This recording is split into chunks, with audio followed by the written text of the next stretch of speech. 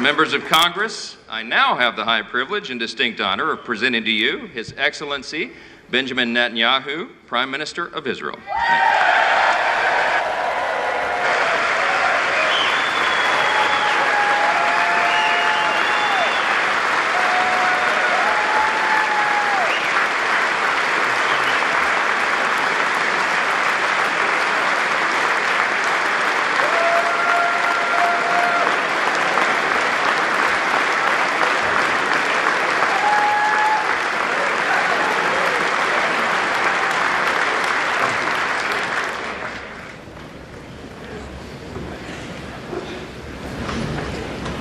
Speaker of the House, Mike Johnson, Senator Ben Cardin, Minority Leader Hakeem Jeffries, Senate Majority Leader Chuck Schumer, Senate Minority Leader Mitch McConnell, Senators, members of Congress, distinguished guests. Mr. Speaker, I want to thank you for giving me the profound honor of addressing this great citadel of democracy for the fourth time.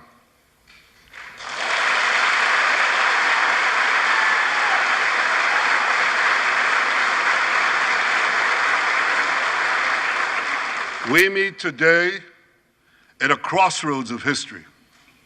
Our world is in upheaval. In the Middle East, Iran's axis of terror confronts America, Israel, and our Arab friends. This is not a clash of civilizations. It's a clash between barbarism and civilization.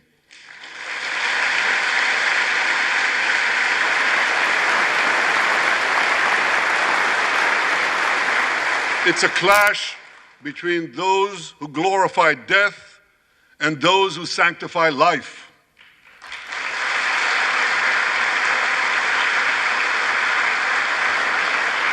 For the forces of civilization to triumph, America and Israel must stand together.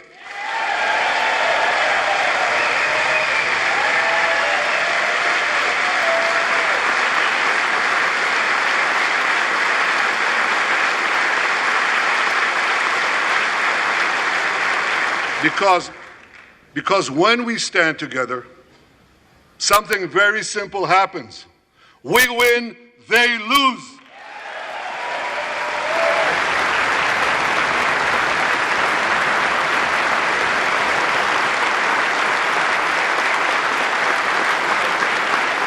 And my friends, I came to assure you today of one thing: we will win.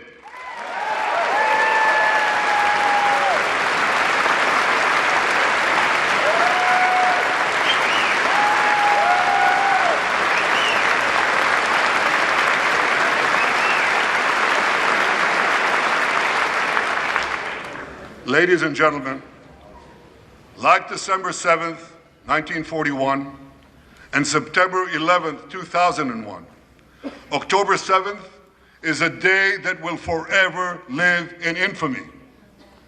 It was the Jewish holiday of Simchat Torah. It began as a perfect day, not a cloud in the sky. Thousands of young Israelis were celebrating at an outdoor music festival. And suddenly, at 6:29 a.m., as children were still sleeping soundly in their beds in the towns and kibbutzim next to Gaza, suddenly heaven turned into hell. 3,000 Hamas terrorists stormed into Israel. They butchered 1,200 people from 41 countries, including 39 Americans. Proportionately, compared to our population size, that's like 20 9/11s in one day. And these monsters, they raped women, they beheaded men, they burnt babies alive, they killed parents in front of their children, and children in front of their parents. They dragged 255 people, both living and dead, into the dark dungeons of Gaza. Israel has already brought home 135 of these hostages, including 7 who were freed in daring rescue operations.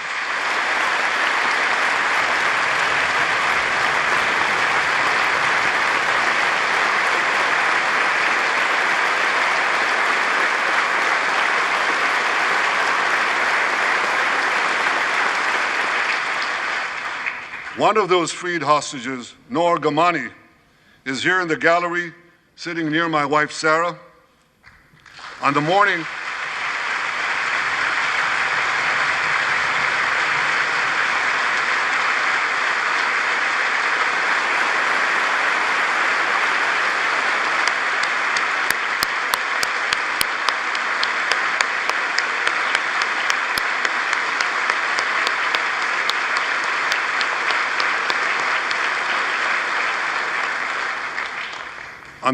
of October 7th, the entire world saw Noah's look of desperation as she was violently abducted to Gaza on the back of a motorcycle. I met Noah's mother, Leora, a few months ago. She was dying of cancer. She said to me, "Prime Minister, I have one final wish. I wish to hug my daughter Noah one last time before I die." 2 months ago, I authorized a breathtaking commando rescue operation. Our special forces, including a heroic officer named Arnon Zmora, who fell in this battle, rescued Noah and 3 other hostages.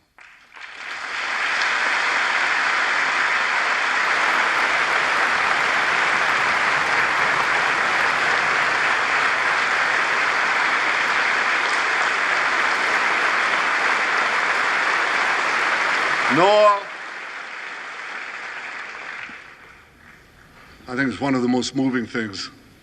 When Noah was reunited with her mother, Leora, and her mother's last wish came true. Noah, we're so thrilled to have you with us today. Thank you.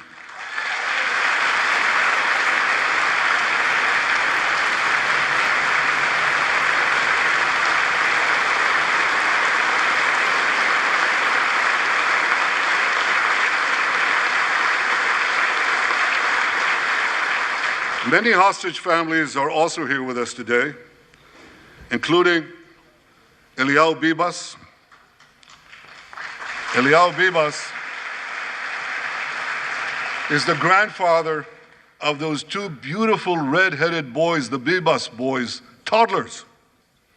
And they were taken hostage with their mother and Eliyahu's son. The entire family was taken hostage. 2 beautiful red-haired children taken hostage. What monsters. And with us also is Iris Chaim, whose son, Yotam, bravely escaped Hamas captivity with 2 other Israelis, and tragically they were killed, making their way back to our lines. We have with us also the families of American hostages. They're here.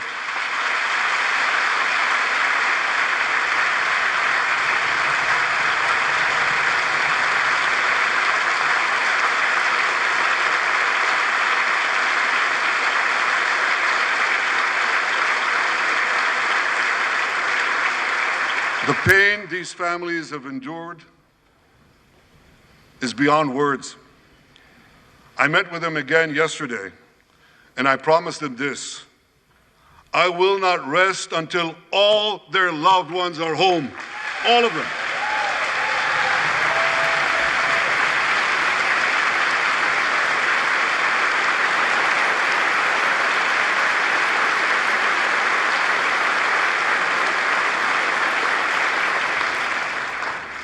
As we speak,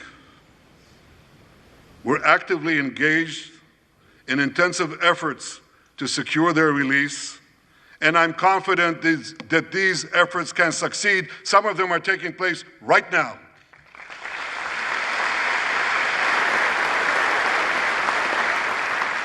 I want to thank President Biden for his tireless efforts on behalf of the hostages and for his efforts to the hostage families as well.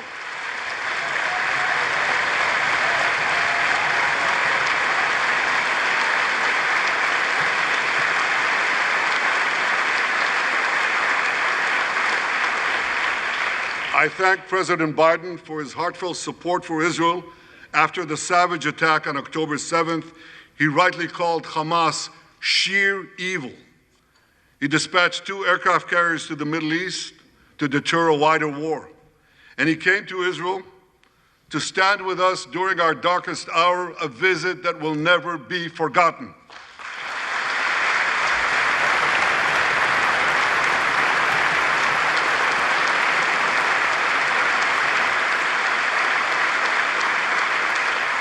President Biden and I have known each other for over 40 years. I want to thank him for half a century of friendship to Israel and for being, as he says, a proud Zionist. Actually, he says, a proud Irish-American Zionist.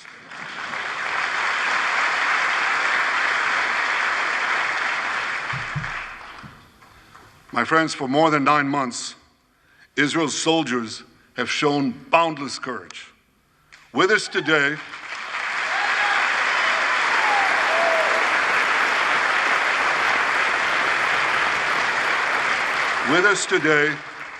is Lieutenant Avichai Reuven.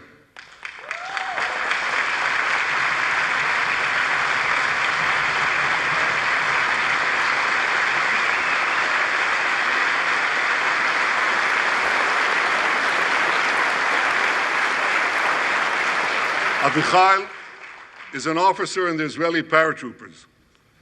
His family immigrated to Israel from Ethiopia. In the early hours of October 7th, Avichai heard the news of Hamas's bloody rampage. He put on his uniform, grabbed his rifle, but he didn't have a car. So he ran 8 miles to the front lines of Gaza to defend his people.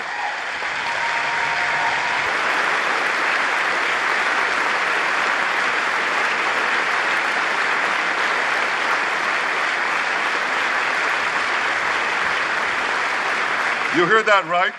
He ran 8 miles, came to the front lines, killed many terrorists, and saved many, many lives.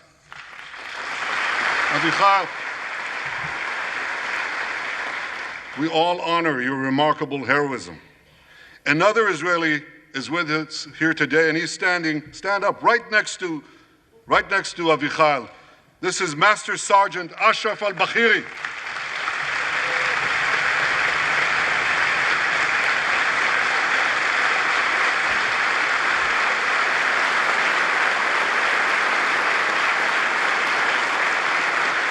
Ashraf is a Bedouin soldier from the Israeli Muslim community of Raat. On October 7th, Ashraf too killed many terrorists. First, he defended his comrades in the military base, and he then rushed to defend the neighboring communities, including the devastated community of Kibbutz Be'eri. Like Ashraf,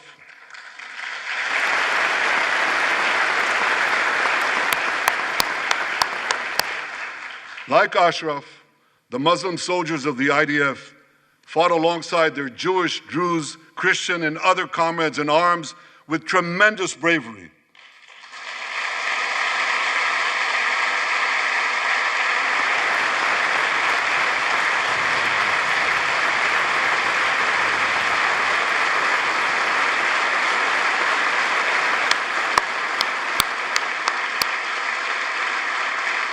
A third hero, Lieutenant Asa Sofer, is also here with us.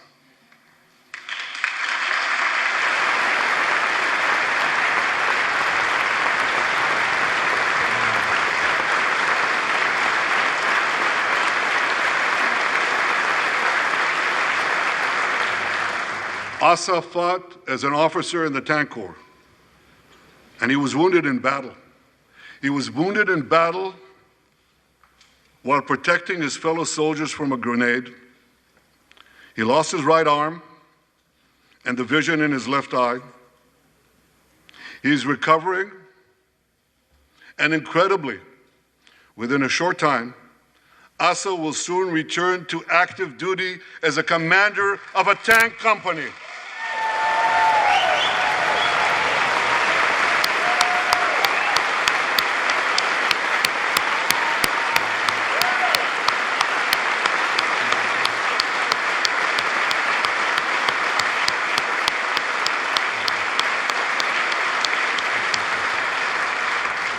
I just learned there is a fourth hero here, Lieutenant Jonathan Ben Chamo, who lost a leg in Gaza and continued to fight.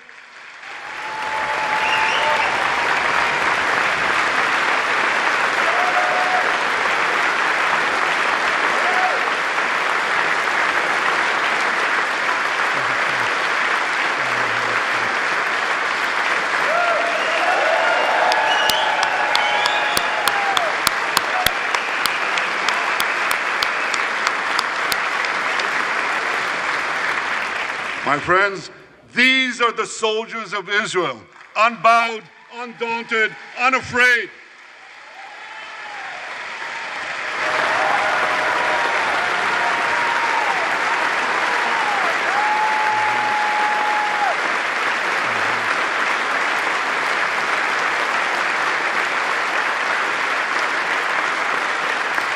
As the Bible says, Am kelavi yakum. They shall rise like lions. They have risen like lions. The lions of Judah, the lions of Israel.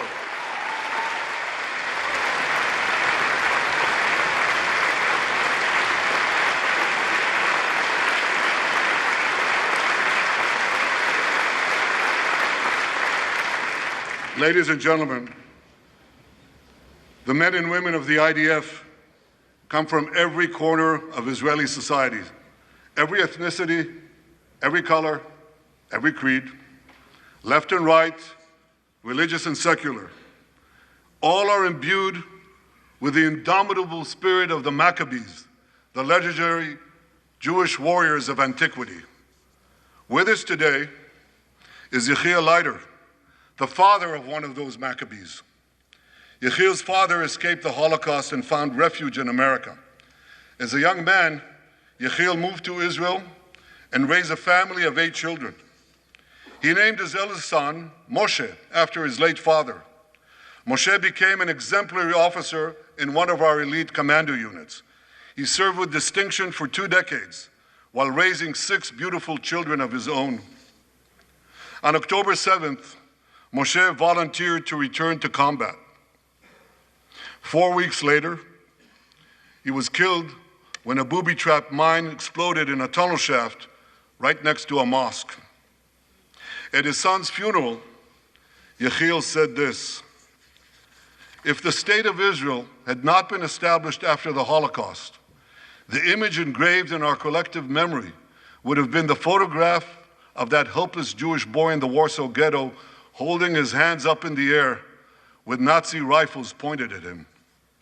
But because of the birth of Israel," Yechiel continued, "because of the courage of soldiers like my son Moshe, the Jewish people are no longer helpless in the face of our enemies."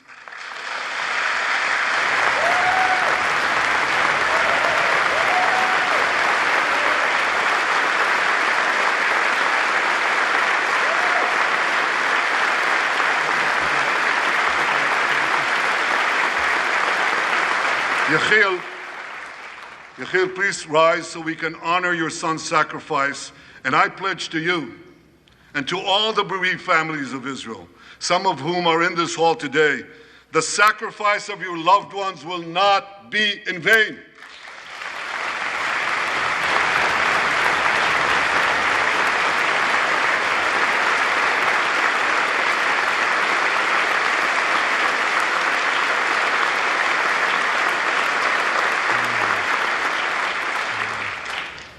It will not be in vain because for Israel, never again must never be an empty promise.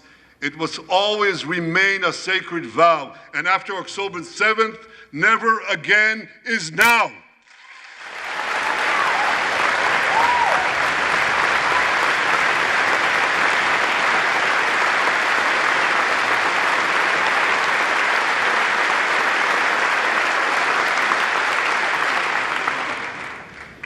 My friends, defeating our brutal enemies requires both courage and clarity. Clarity begins by knowing the difference between good and evil. Yet incredibly, many anti-Israel protesters, many choose to stand with evil. They stand with Hamas. They stand with rapists and murderers. They stand with people who came into the kibbutzim, into a home. The parents hid the children, the two babies, in the attic, in a secret attic. They murdered the families, the parents. They found the secret latch to the hidden attic, and then they murder the babies. These protesters stand with them. They should be ashamed of themselves.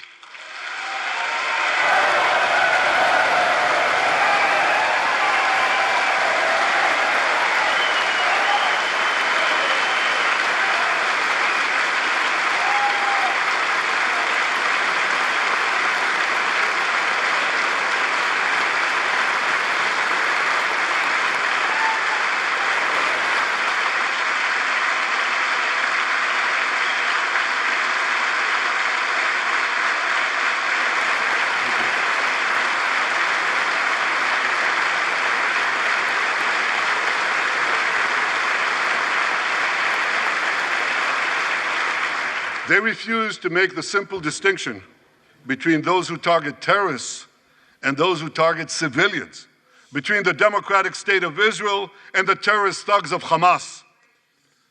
We recently learned from the National Security Director, U.S. Director of National Intelligence, that Iran is funding and promoting anti-Israel protests in America. They want to disrupt America. So these protesters burn American flags even on the 4th of July. And I wish to salute the fraternity brothers at the University of North Carolina who protected the American flag against these anti-Israel protesters.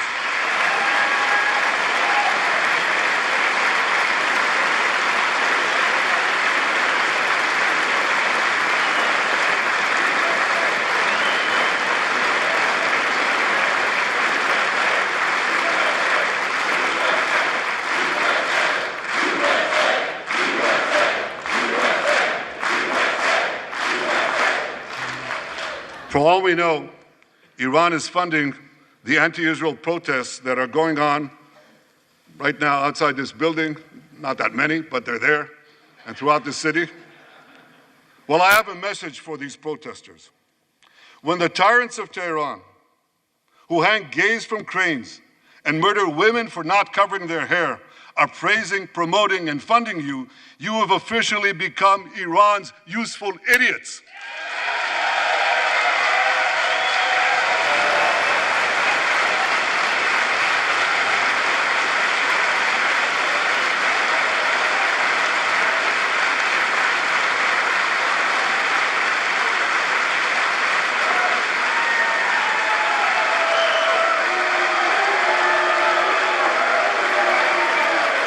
Some of these protesters, it's amazing, absolutely amazing. Some of these protesters hold up signs proclaiming gays for Gaza. They might as well hold up signs saying chickens for KFC.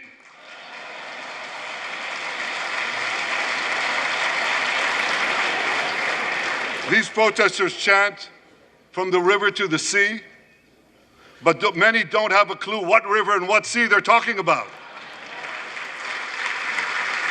They not only get an F in geography, they get an F in history.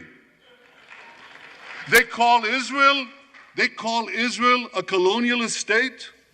Don't they know that the land of Israel is where Abraham, Isaac, and Jacob prayed, where Isaiah and Jeremiah preached, and where David and Solomon ruled?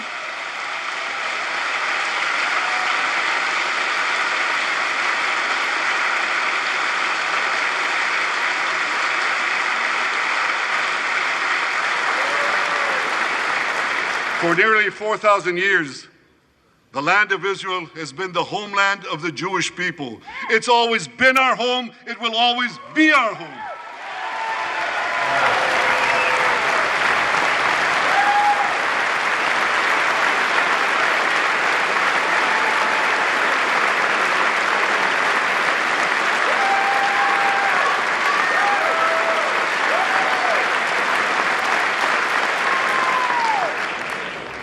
It's not only the campus protesters who get it wrong. It's also the people who run those campuses. 80 years after the Holocaust, 80 years after the Holocaust, the presidents of Harvard, Penn, and I'm ashamed to say my alma mater, MIT, couldn't bring themselves to condemn the calls for the genocide of Jews. You remember what they said? They said, it depends on the context. Well, let me give these befuddled academics a little context.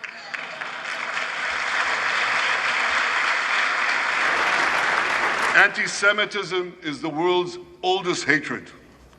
For centuries, the massacre of Jews was always preceded by wild accusations. We were accused of everything from poisoning wells, to spreading plagues, to using the blood of slaughtered children to bake Passover matzahs. These preposterous anti-Semitic lies led to persecution, mass murder, and ultimately to history's worst genocide, the Holocaust. Now, just as malicious lies were leveled for centuries at the Jewish people, malicious lies are now being leveled at the Jewish state. No, don't applaud. Listen. The outrageous slanders that paint Israel as racist and genocidal are meant to delegitimize Israel, to demonize the Jewish state, and to demonize Jews everywhere. And no wonder we've witnessed an appalling rise of anti-Semitism in America and around the world. My friends, whenever and wherever we see the scourge of anti-Semitism, we must unequivocally condemn it and resolutely fight it, without exception.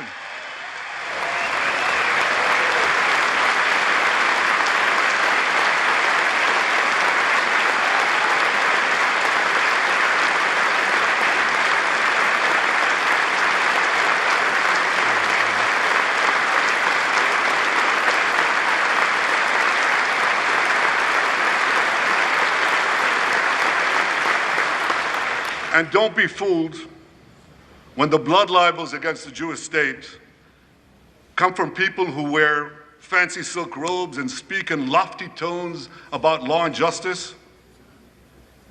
Here's a case in point. The prosecutor of the International Criminal Court has shamefully accused Israel of deliberately starving the people of Gaza. This is utter, complete nonsense. It's a complete fabrication.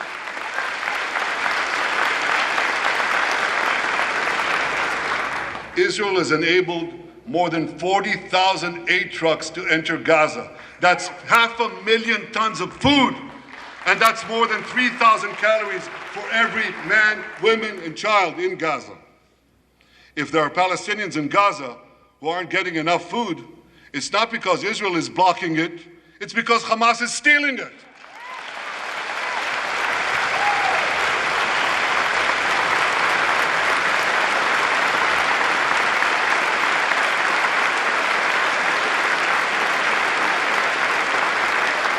So much for that lie, but here's another. The ICC prosecutor accuses Israel of deliberately targeting civilians. What in God's green earth is he talking about? The IDF has dropped millions of flyers, sent millions of text messages, made hundreds of thousands of phone calls to get Palestinian civilians out of harm's way. But at the same time, Hamas does everything in its power to put Palestinian civilians in harm's way. They fire rockets from schools, from hospitals, mosques. They even shoot their own people when they try to leave the war zone. A senior Hamas official, Fatri Hamad, boasted, listen to this, he boasted that Palestinian women and children excel at being human shields. His words, excel at being human shields. What monstrous evil. For Israel, every civilian death is a tragedy. For Hamas, it's a strategy. They actually want Palestinian civilians to die so that Israel will be smeared in the international media and be pressured to end the war before it's won. This would enable Hamas to survive another day and, as they vowed, to carry out October 7th again and again and again. Well, I want to assure you, no matter what pressure is brought to bear, I will never allow that to happen.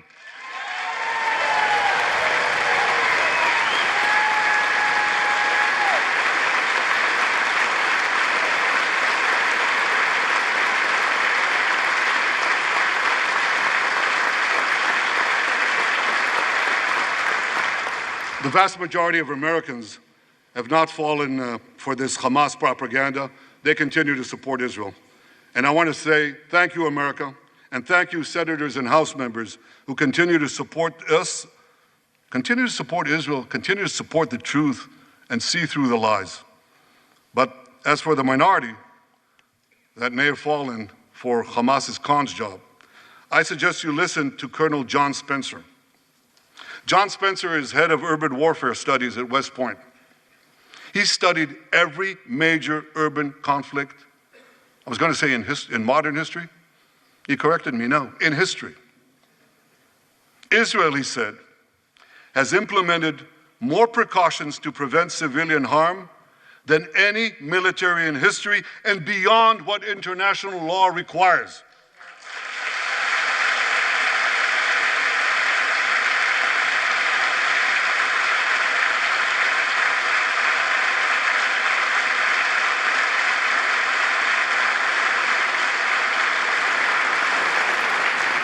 That's why, despite all the lies you've heard, the war in Gaza has one of the lowest ratios of combatants to non-combatants casualties in the history of urban warfare. And you want to know where it's lowest in Gaza? It's lowest in Rafah. In Rafah. Remember what so many people said? If Israel goes into Rafah, there'll be thousands, maybe even tens of thousands of civilians killed. Well, last week, I went into Rafah. I visited our troops as they finished fighting Hamas's remaining terrorist battalions. I asked the commander there, how many terrorists did you take out in Rafah? He gave me an exact number, 1,203. I asked him, how many civilians were killed? He said, Prime Minister, practically none, with the exception of a single incident where shrapnel from a bomb hit a Hamas weapons depot and unintentionally killed 24 people. The answer is practically none. You want to know why?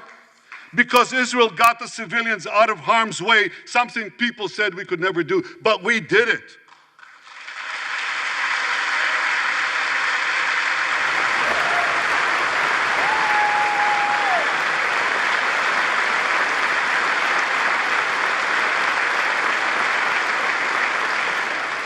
These heroes here today, the heroic soldiers of Israel, should not be condemned for how they're conducting the war in Gaza. They should be commended for it.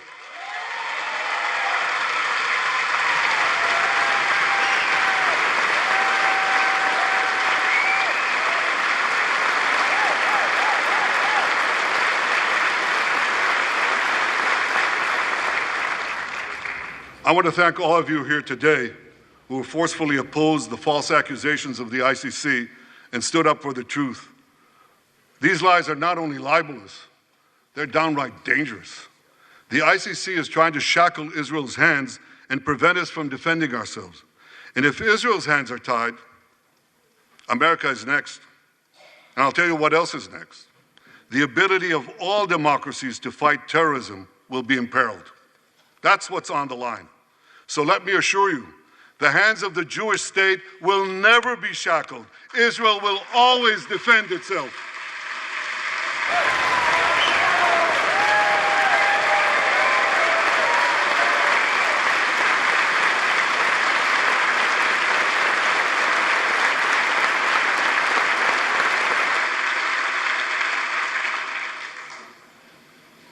My friends, in the Middle East, Iran is virtually behind all the terrorism, all the turmoil, all the chaos, all the killing. And that should come as no surprise. When he founded the Islamic Republic, Ayatollah Khomeini pledged We will export our revolution to the entire world. We will export the Islamic revolution to the entire world. Now ask yourself, which country ultimately stands in the way of Iran's maniacal plans to impose radical Islam on the world? And the answer is clear. It's America, the guardian of Western civilization and the world's greatest power.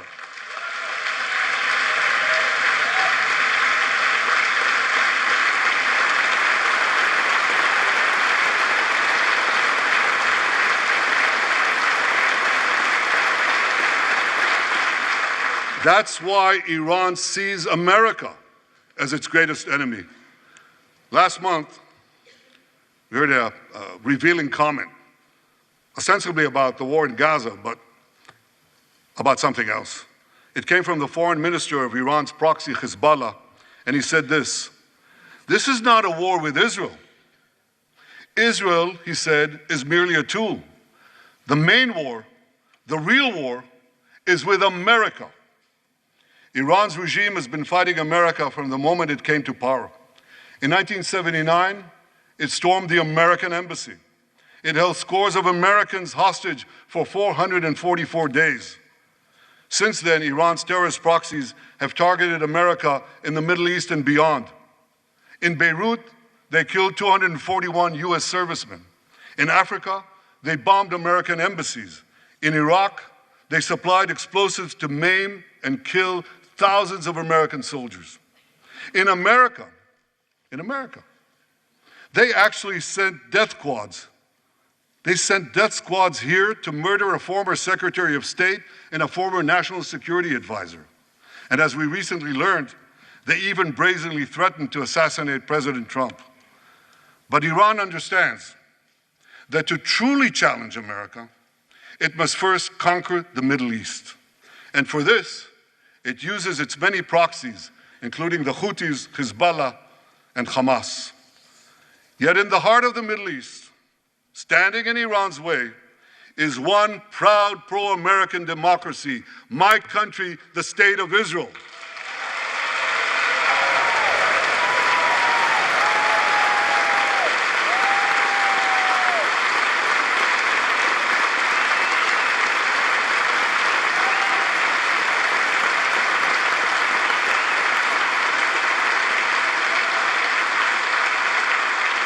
That's why the mobs in Tehran chant death to Israel before they chant death to America. For Iran, Israel is first, America is next. So when Israel fights Hamas, we're fighting Iran. When we fight Hezbollah, we're fighting Iran. When we fight the Houthis, we're fighting Iran. And when we fight Iran, we're fighting the most radical and murderous enemy of the United States of America. And one more thing. When Israel acts to prevent Iran from developing nuclear weapons that could destroy Israel and threaten every American city, every city that you come from, we're not only protecting ourselves, we're protecting you.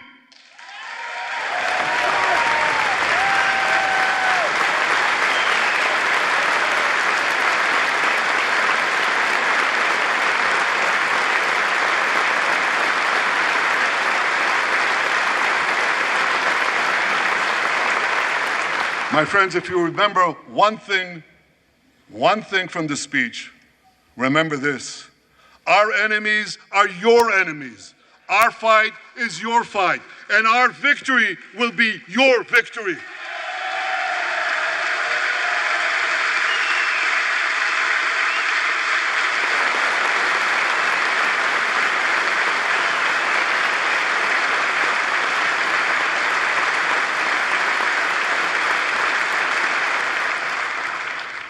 Ladies and gentlemen, that victory is in sight.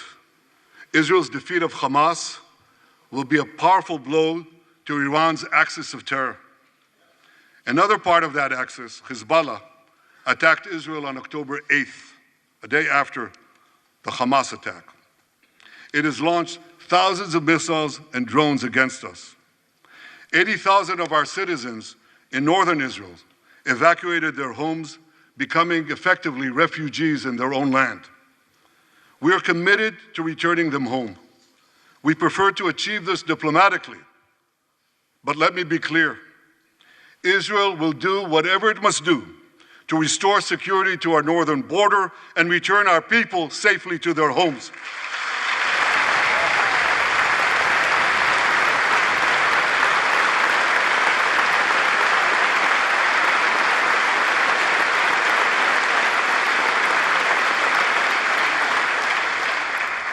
Last Friday, a third Iranian proxy, the Houthis, attacked Tel Aviv with a deadly drone. It exploded a few hundred feet from the American consulate, killing one person and injuring 9. On Saturday, I authorized a swift response to that attack. All our enemies should know this. Those who attack Israel will pay a very heavy price. And as we defend ourselves,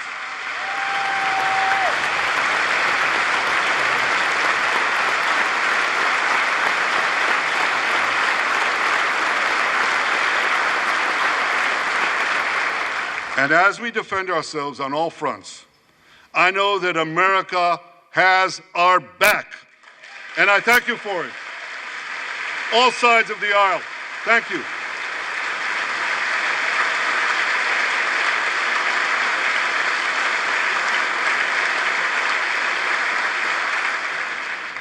My friends, for decades, America has provided Israel with generous military assistance, and a grateful Israel has provided America with critical intelligence that saved many lives.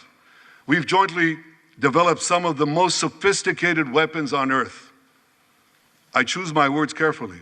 We've jointly developed some of the most sophisticated weapons on earth that help protect both our countries. And we also help keep American boots, we help keep Americans' boots off the ground while protecting our shared interests in the Middle East.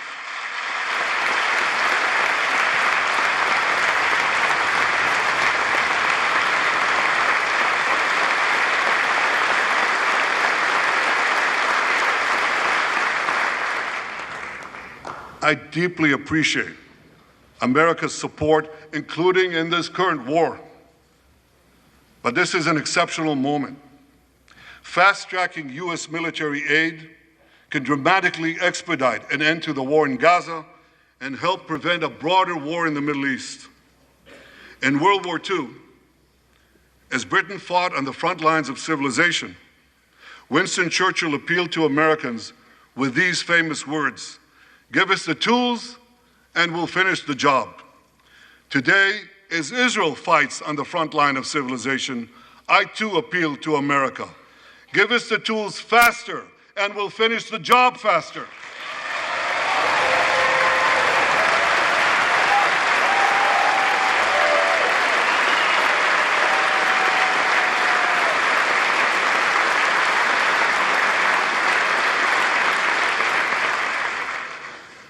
My dear friends, the war in Gaza could end tomorrow if Hamas surrenders, disarms, and returns all the hostages.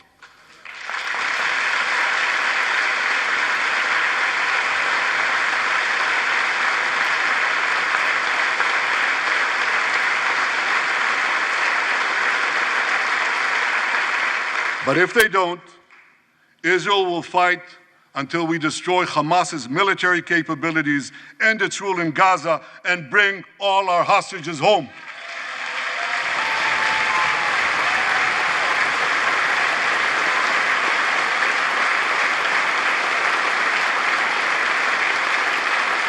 That's what total victory means, and we will settle for nothing less.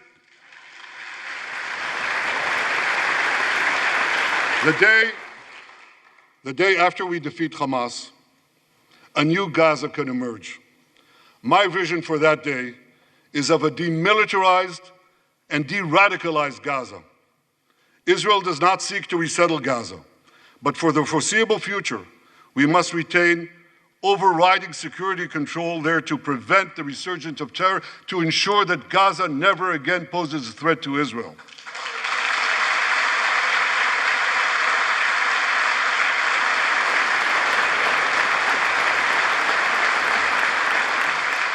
Gaza should have a civilian administration run by Palestinians who do not seek to destroy Israel. That's not too much to ask. It's a fundamental thing that we have a right to demand and to receive.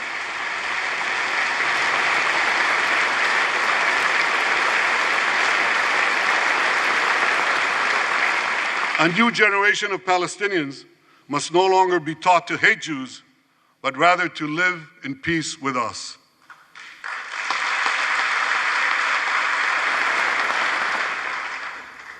Those twin words, demilitarization and de-radicalization, those two concepts were applied to Germany and Japan after World War II, and that led to decades of peace, prosperity, and security. Following our victory, with the help of regional partners, the demilitarization and de-radicalization of Gaza can also lead to a future of security, prosperity, and peace. That's my vision for Gaza.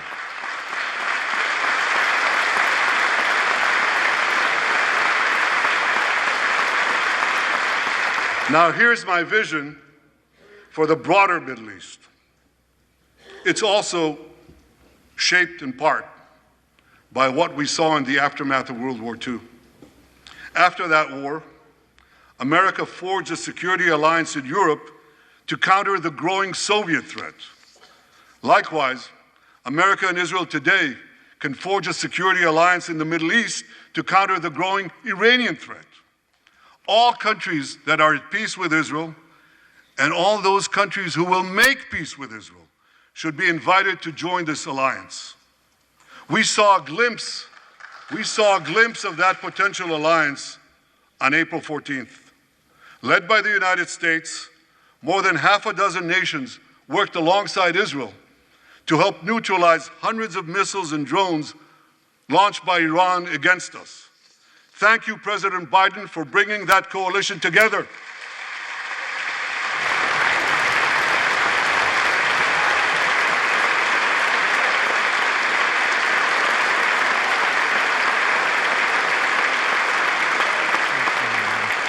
The new alliance I envision would be a natural extension of the groundbreaking Abraham Accords. Those accords saw peace forged between Israel and 4 Arab countries, and they were supported by Republicans and Democrats alike. We could call, I have a name for this new alliance. I think we should call it the Abraham Alliance.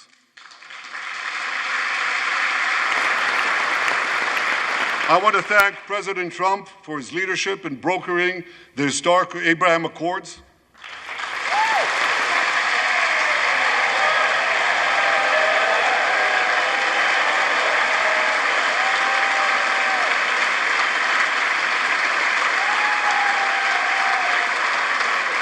Like Americans, Israelis were relieved that President Trump emerged safe and sound from that dastardly attack on him, dastardly attack on American democracy.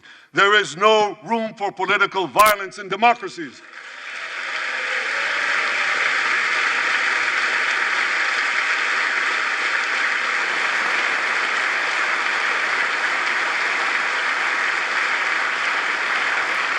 I also want to thank President Trump for all the things he did for Israel, from recognizing Israel's sovereignty over the Golan Heights, to confronting Iran's aggression, to recognizing Jerusalem as our capital and moving the American embassy there.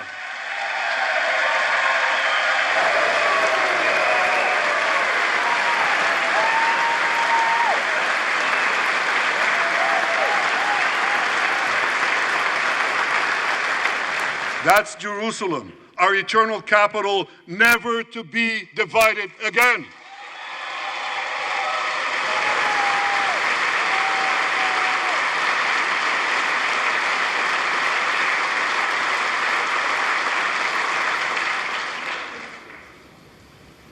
My dear friends, Democrats and Republicans, despite these times of upheaval, I'm hopeful about the future. I'm hopeful about Israel because my people, the Jewish people, emerged from the depths of hell, from dispossession and genocide. And against all odds, we restored our sovereignty in our ancient homeland. We built a powerful and vibrant democracy, a democracy that pushes the boundaries of innovation for the betterment of all humanity. I'm hopeful about America because I'm hopeful about Americans. I know how much the people of this country have sacrificed to defend freedom. America will continue to be a force for light and good in a dark and dangerous world. For free peoples everywhere, America remains the beacon of liberty its extraordinary founders envisioned back in 1776.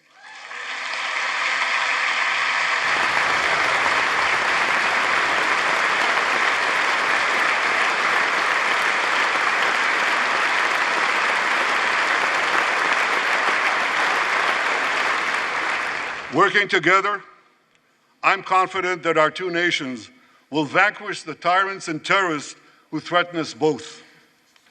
As Israel's Prime Minister, I promise you this: no matter how long it takes, no matter how difficult the road ahead, Israel will not relent, Israel will not bend. We will defend our land, we will defend our people, we will fight until we achieve victory. Victory over liberty, rather victory of liberty over tyranny, victory of life over death, victory of good over evil. That's our solemn commitment.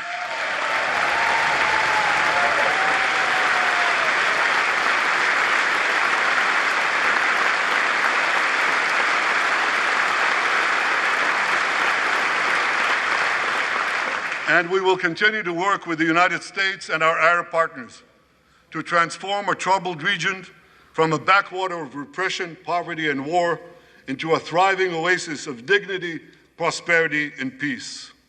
In this noble mission, as in many others, Israel will always remain America's indispensable ally. Through thick and thin,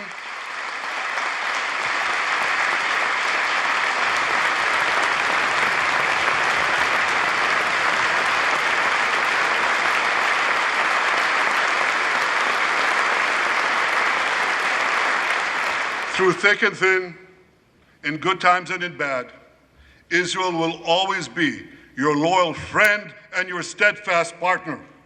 On behalf of the people of Israel, I came here today to say thank you, America. Thank you for your support and solidarity. Thank you for standing in Israel, with Israel, in our hour of need. Together we shall defend our common civilization. Together we shall secure a brilliant future for both our nations.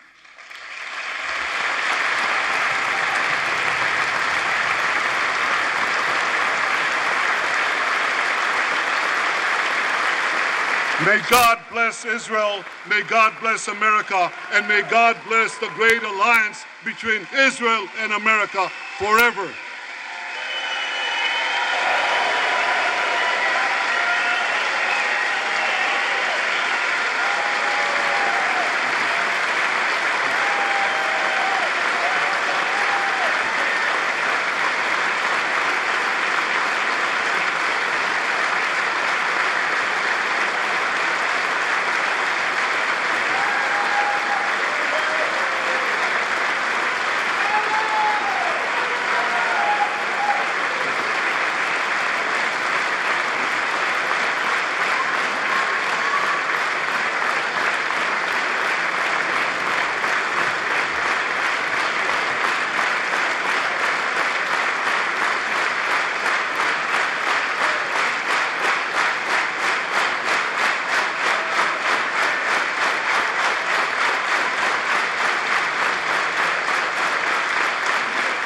Thank you.